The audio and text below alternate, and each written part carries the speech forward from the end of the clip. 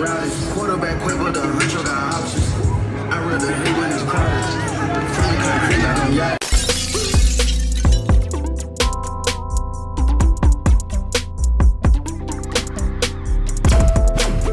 Joe Milton can throw the football. I'm leading with that.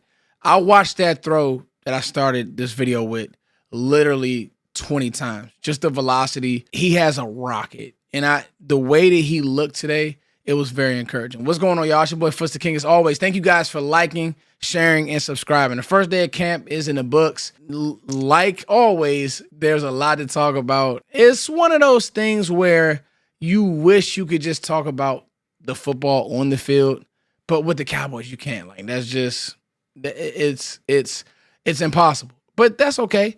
I also want to give a big shout out to my bro, Voch Lombardi. He held it down on the break today. He's out there giving us clips of the O-line.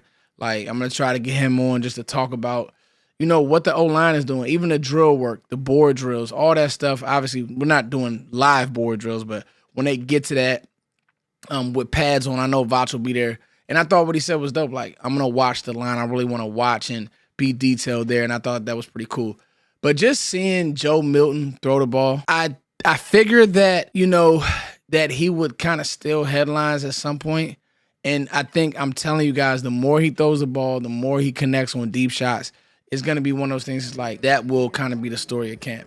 Dak Prescott looked good as well. So this isn't like a deal where it's like, oh, yeah, he's taking Dak's job or it's a competition. It's none of that. I did think that it was cool that he was off to the side mimicking what Dak was doing with his reps, the footwork, where he's supposed to be with his drops, all those types of things. I thought that was cool. And he didn't have a flawless day. Like, he wasn't perfect. But I thought that was – I just – when you look at him, and I was high on Trey Lance, so I'll raise my hand. I'll take full accountability. Trey didn't pan out. I did content on it and try to figure out ways for Trey to be good at Trey. He just – it didn't hit. Like, San Fran moved on for a reason. Trey didn't hit. This ain't that. With Joe Milton, the ball flies off his hands. What it's going to be is, can he pick up the scheme? Does he know what's going on with this scheme? Can he get to the check down? Does he, hey, Joe, you don't always have to take the big throw. Let's get to the check down. Let's keep the chains moving. Let's let our athletes be athletes. A few other things that were interesting that I saw today. Turpin had a big run, and you just saw his juice. Schotty putting him in the backfield and the way that he hit the hole and just the change of tempo that he provides. I thought that was pretty cool. I thought that's Schotty saying, I'm going to have my imprint on this offense. Schotty speaking today. When Schotty, and this isn't even like one of my notes that I really want to hit, but Schotty speaking today, everything is still about physicalness. Said it yesterday, said it today. We want to have a physical camp. And that's his message. I said this yesterday. I'm going to say it again today. His messages aren't changing, and I look for stuff like that. Just in life, bro, as a coach, you have to be consistent with how you discipline. What you're saying is the same thing. That's how you build that repetition. Good for you, Schotty. Another thing that was good that I saw, pre-snap motion. There was a play, and actually Nick Harris quote tweeted me on this. There was a play where CeeDee Lamb came in motion, and there was a lot of jet motion, a lot of tear motion. But CeeDee Lamb came in motion, and so he came in motion across the formation. He then, in turn, made George Pickens the number 2. George Pickens just ran like a snag concept or just to go sit in the zone.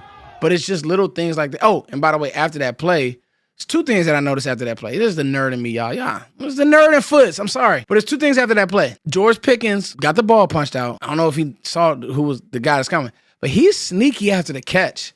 George Pickens has some sneaky juice after the catch, and that's going to be something that I'll watch. Drill work and just the way he moves. He's like a gazelle. Just the fact that there was that pre-snap motion, you won that kind of sit concept that, that's what I want to see, right? Like, when you see those concepts, you're like, okay, this is what we want to see from the Cowboys. We don't want to see a stagnant offense. We want to see a modern offense, and hopefully it continues to look sharp. Ceedee still looks explosive, man. There was a play from Dak to Ceedee where he caught the ball. He turns to a running back, and after the catch, Ceedee is a dog, capital D. And he works on being a dog after the catch. The difference between him and Deebo Samuel is he's better before the catch than guys like Deebo. So better route runner, can high point the ball. Like Ceedee is going to have a monster year, and George Pickens said this much. Like those two bring the type of vibe that they just bring a vibe that just hasn't been on this team in a while, and this is why the excitement for me is so high. Speaking of excitement, the energy. Voch tweeted about it. Other reporters have tweeted about it. Joe Hoyt. The energy. Like the energy from the staff is real. The energy, like you can tell that Brian Schottenheimer said, y'all, I care about the plays, I care about the script, but I want to make sure that when we come out there, that our energy is on 1,000. It's giving me real Seattle Pete Carroll vibes. It's giving me no matter what, we're gonna play hard. We're gonna be that type of team, and I think that that's really cool. And the energy is dope. Now let's get to me, it's kind of silly all of this stuff with Micah and Diggs, but let's get to it. And I got it written down. Micah practiced kinda. He talked to me. I think it's funny. And I think that it was funny that they went out their way to find the media and talk to the media, Micah and Diggs, but they did speak.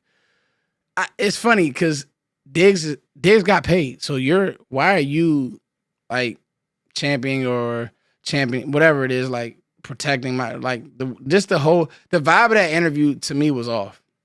Y'all know I don't bite my tongue. I don't care. I'm not trying to be these players' friends. I got it. You guys wouldn't trust me if I didn't keep it real. So just the vibe of that whole interview was off. Like, it's like, you know, I want to defend myself, Diggs, but I want to be here. But bro, it's a negotiation. Micah doesn't have to say anything. And I love Micah, but it's a negotiation. You don't have to say anything. Let the negotiation be the negotiation.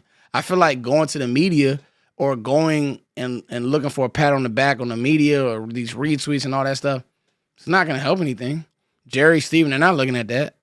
He's going to get paid, and that's just the bottom line. But, of course, you know, now I did like that Micah was out there, and I know that he wants to be around football. So today, hopefully, this will be one of the times where it's just, like, to me, it's just kind of awkward. It's kind of stupid. I know that tomorrow is going to be all over ESPN, blah, blah, blah, blah. It's going to be, oh, man, Micah, he's mad. What are the Cowboys doing? They're a terrible run franchise. Like the same storylines over and over. It's like a bad cartoon show. It's just the same show. Like, man, you seen it's like my son. He's watching the same Phoenix and Ferb show over and over. It's annoying, but that's where we are.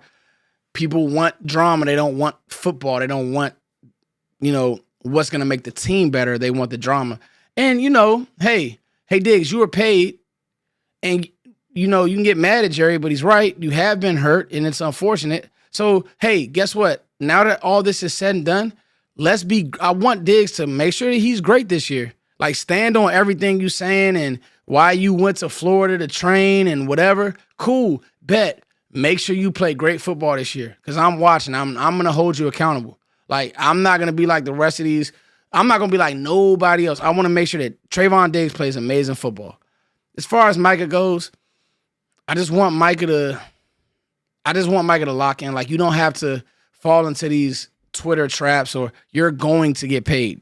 You're not going to be anything else but a Cowboy. Jerry Jones isn't dumb.